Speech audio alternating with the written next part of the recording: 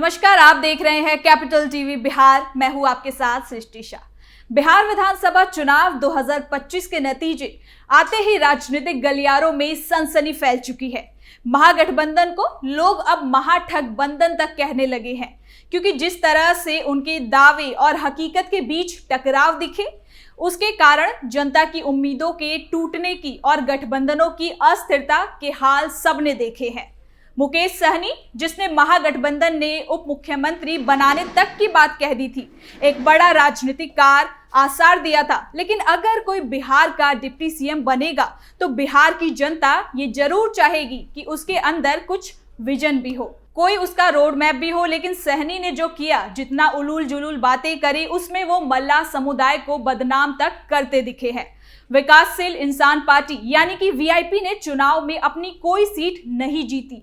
ये नतीजा ना सिर्फ पार्टी के लिए बल्कि महागठबंधन के समीकरणों के लिए भी एक बड़ा झटका माना जा रहा है। चुनाव से पहले सहनी की भूमिका पर बहुत चर्चाएं हुई थी। वो लंबे समय तक गठबंधन की बातचीत में अपनी हिस्सेदारी को लेकर सख्त रुख अपनाते रहे।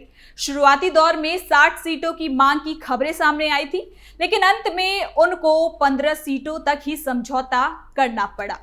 इस मौसमी मांग के बाद भी सहनी ने महागठबंधन के मंच पर खुद को उप मुख्यमंत्री पद की पोजीशन दिलवाई, एक ऐसा स्थान जो राजनीति में कांग्रेस जैसी राष्ट्रीय पार्टी के रहते बहुत महत्व रखता है।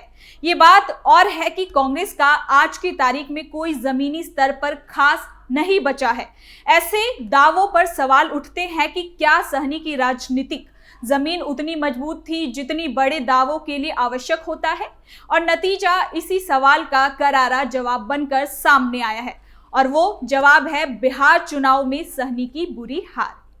गौड़ा बौराम जैसे सहनी वोटों के बीच सहनी को नकार दिया गया। हालात इतने बुरे थे कि पहले तो मुकेश सहनी वहां से खुद चुनाव लड़ना चाहते थे, लेकिन जब बीजेपी के सुजीत कुमार वहां से उम्मीदवार बने तो मुकेश सहनी ने चुनाव लड़ने से इनकार कर दिया, क्योंकि सुजीत सिंह बहुत ईमानदार और प्रशासनिक सूझबूझ वाले नेता रहे हैं।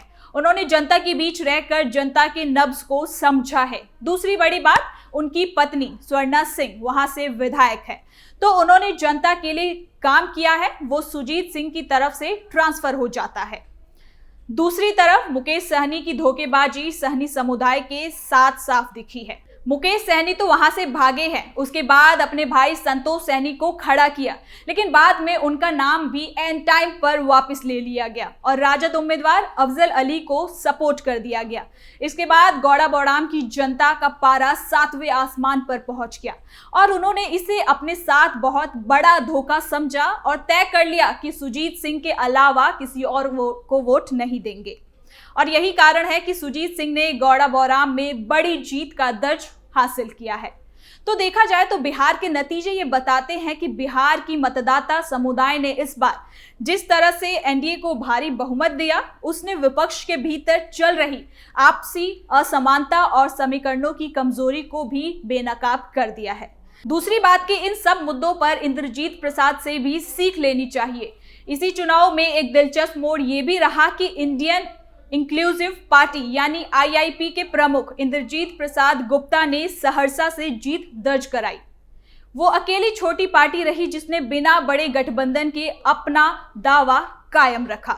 सहरसा में उनकी जीत ने इस चुनावी जंग को और ज्यादा बढ़ा दिया है। बड़े बड़े दावेदारों के मध्य ये साबित हुआ कि स्थानीय स्तर पर मजबूत आधार और जमीन पर काम करने का अपना अलग ही महत्व होता है। महागठबंधन के भीतर रहे झगड़े और सीटों के बंटवारे को लेकर चल रही अटकलें अब बिहार के चुनावी रिजल्ट के बाद और ज्यादा तेज होंगी। राजनीतिक विश्लेषकों का कहना है कि जब गठबंधन के भीतर किसी छोटे लेकिन निर्णायक मोर्चे के साथ बैठकर बड़े नेताओं के दावे पेच टकराते हैं, तब वोटरों का भरोसा दिख जाता है।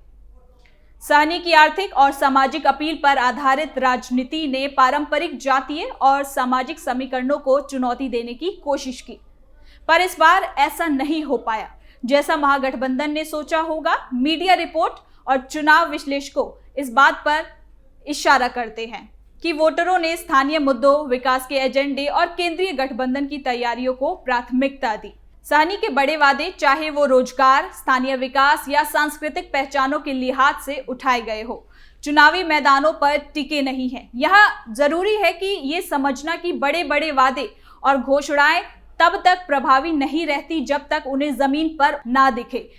टीवी के बहसों और चुनावी रैलियों में सहनी ने महागठबंधन की मजबूती और तेजस्वी यादव के नेतृत्व के प्रति अपनी प्रतिबद्धता दोहराई थी, मगर वोट देने वाले मतदाताओं ने बता दिया कि उनकी सोच को वो कहां लेकर फेंकती है।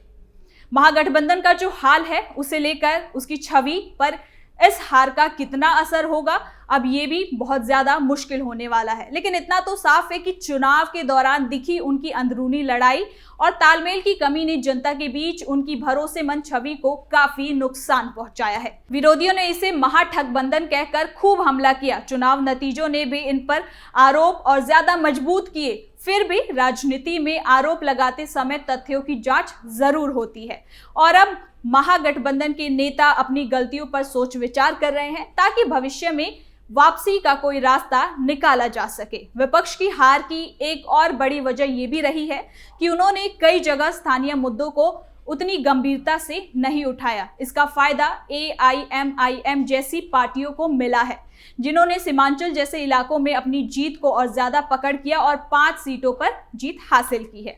इससे साफ दिखता है कि जहां बड़ी पार्टियां स्थानीय समस्याओं को पकड़ने में चूक जाती है, वहां छोटे दल तेजी से इस पर जगह बना लेते हैं। लेकिन हम लौटते हैं फिर से मुकेश सहनी की राजनीति की तरफ।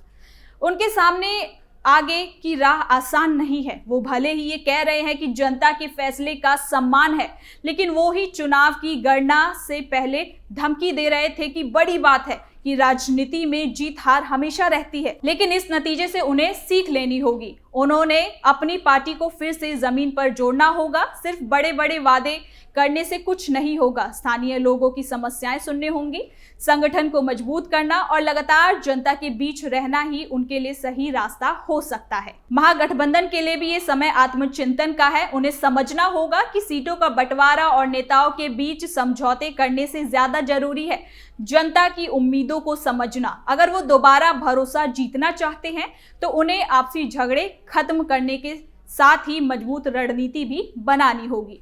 तो कुल मिलाकर देखें तो बिहार चुनाव ने एक बड़ी सीख दी है। राजनीति में सिर्फ बड़े चेहरे और जोरदार भाषण काफी नहीं होते। जनता आज स्थानीय मुद्दों को देखकर वोट करती है और उन नेताओं पर भरोसा करती है जो जमीन पर काम करते हैं। मुकेश सहनी के लिए ये समय खुद को सुधारने का है और महागठबंधन को भी अपनी गलतियों से सीख और नई शुरुआत करने की जरूरत है। नहीं तो अगले चुनाव में उनके लिए हालात और ज्यादा मुश्किल हो सकते हैं। तो फिलहाल के लिए इस खबर में इतना ही। देखते रहिए कैपिटल टीवी बिहार।